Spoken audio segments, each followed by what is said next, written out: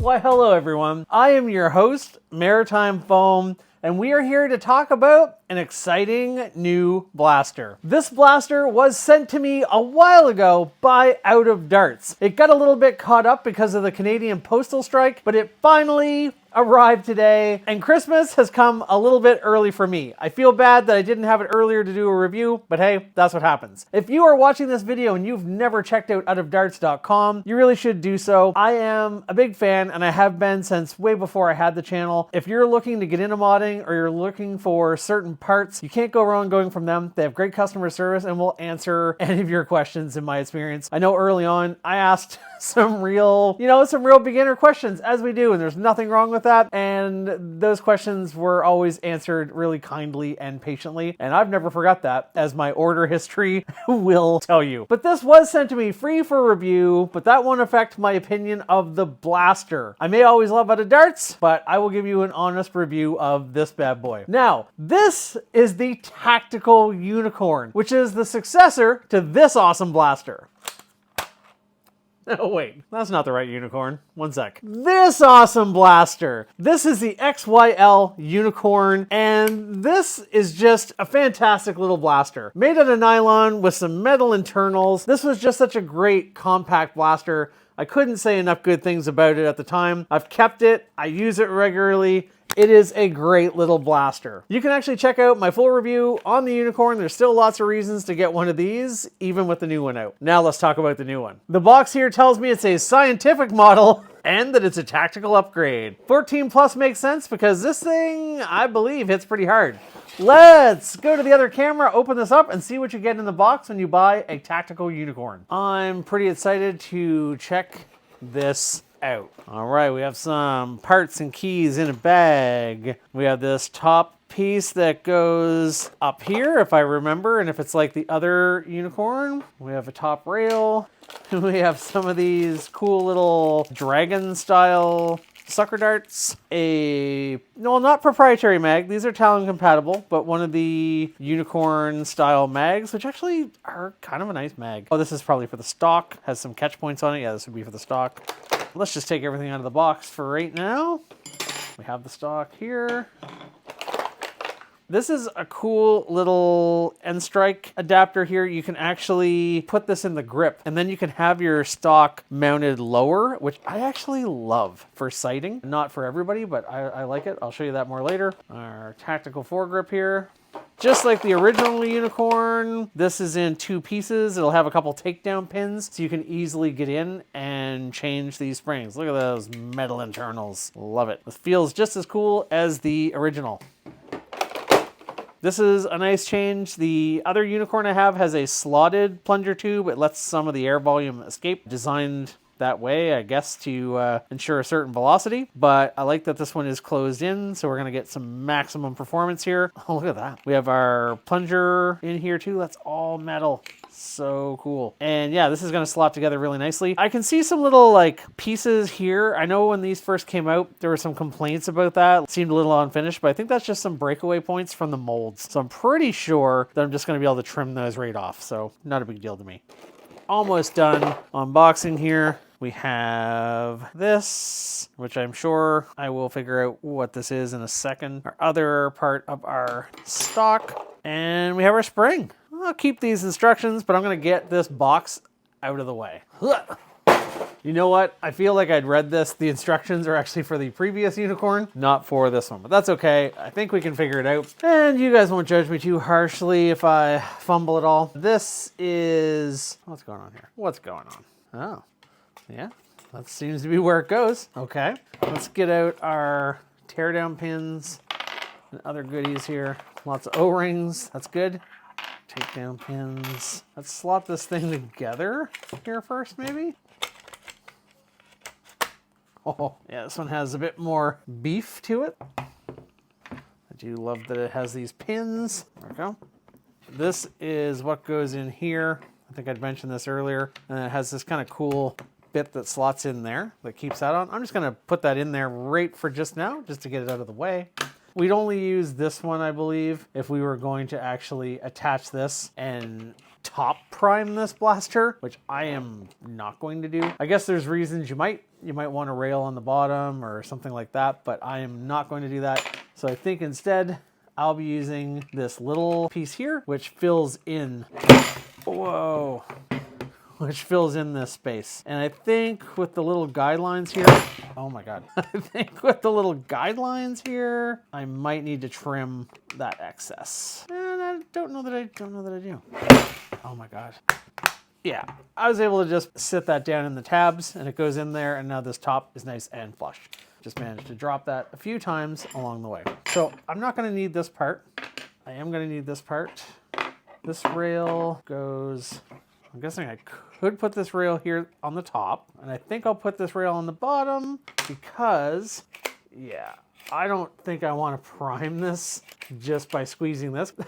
I can feel the inside of this on the flesh of my hand, and that seems like a good way to get cut. So I'm gonna put the rail on the bottom here, probably these ones. It can be a difficult thing to cover things the way you want when you are just filming by yourself. I do notice on the back right here, there's just like a little bit of plastic. That's just from where the parts were molded and separated. I'll probably take an X-Acto and just like clean that up. Not seeing anything too concerning from a quality point. Some people had mentioned stuff, but I know one of the things that was mentioned was that rough area that I showed you before. I was able to just cover it. I could, if I wanted, put on any style pump grip I wanted. I could even use the one I have from my other Unicorn. For now, I'll just do this with what this blaster comes with.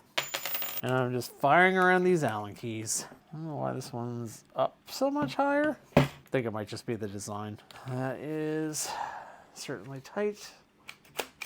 Oh, Jesus. That's a heavy prime. Let's get this guy together here. We want our catch points facing in. Nothing more to see here. Just make sure these grooves are facing each other in. And I'm gonna put the other screw in here and the ones on the other side. I'm gonna put away the things that I don't seem to need. I don't know what this is. Hey, I finally remembered what this little nut piece here is. It is a guide. If you're installing this rail up here, when you prime it, this will move back the length of the orange up here. And when you're doing that, you need this fixed one that bolts in the back. It just slides like that. Hopefully that was clear enough. I don't need it, because I'm not using that piece. I also wanted to say, if you want more of an in-depth view on where do all these O-rings go, when should you be using them, how would you maintain your blaster, Luke at Etta Darts has a great comprehensive guide on how to clean your blaster and maintain it. I'll have a link in the description and in the first comment. You should definitely go check that out. One thing I am gonna do is I'm gonna tear this back down. Just making sure all is good here,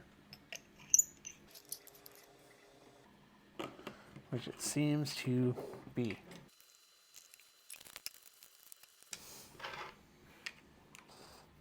Ow!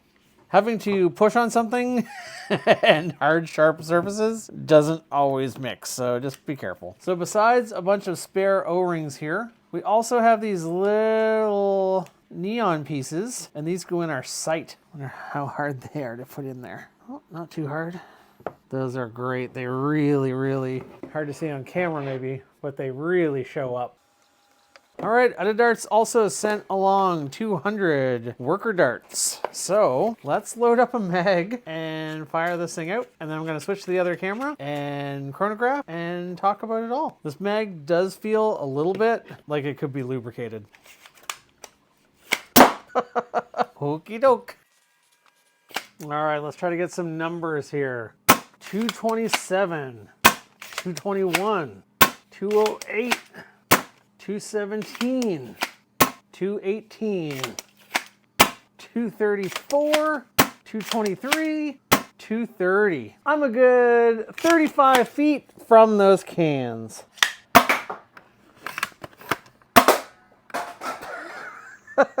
I don't know which one I hit. 35 feet, here we go. Wow.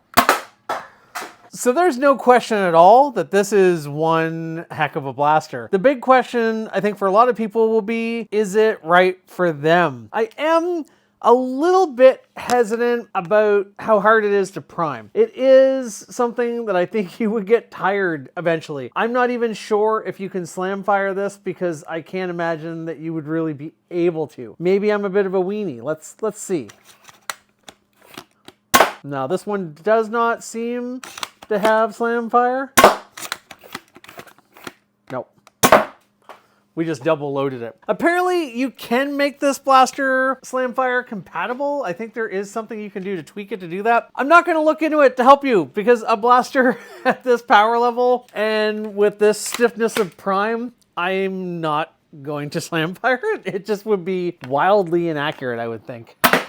And some of you are not going to agree with that, and that's okay. The original Unicorn does have slam fire, but it's also a significantly easier prime. Although with this, I was getting around the 150s, and it's just so easy. Now, it is quite a jump for a Springer from 140s, maybe 150, up to 230. I definitely get that. You're going to pay a muscle price. I will say my Dart Zone Mark IV with an upgraded spring that hits about 230 is easier to prime than this. It also has a much longer prime, and this choice of foregrip is not doing the blaster any favors. I find it not super comfortable, and it's definitely something that if I was going to use this in competition, I would absolutely replace it. I'm not usually super fussy. I'll use a blaster how it comes for the most part if it's a higher end one, but I would have to change this, I think. Just to show you, I know it's not for everyone, but I gotta say, I actually love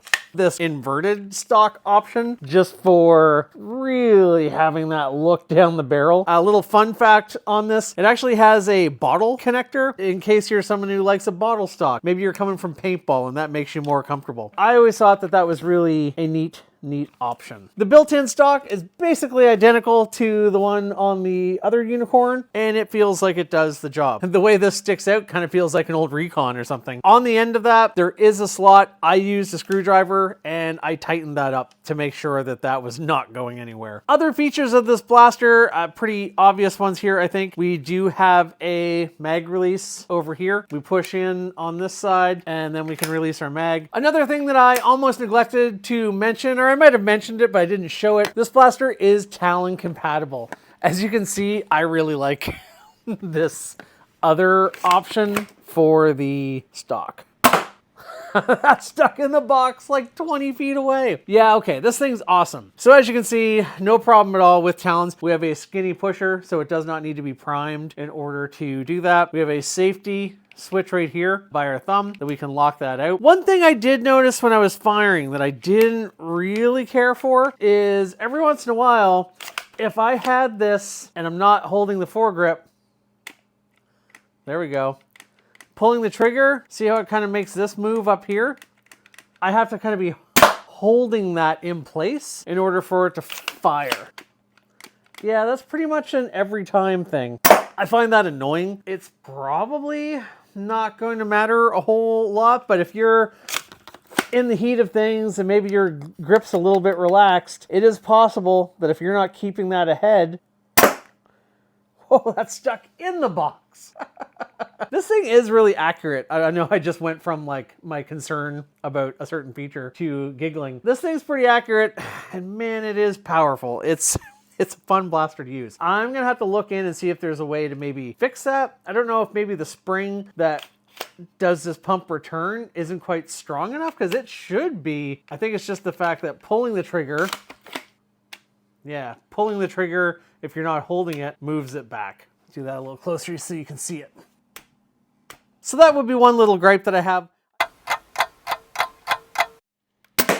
You know what? Maybe that issue where it wasn't firing, or if I pulled the trigger, it was making this piece move back and forth. Maybe that was actually just because it was brand new out of the box and I had to wear it in a little bit.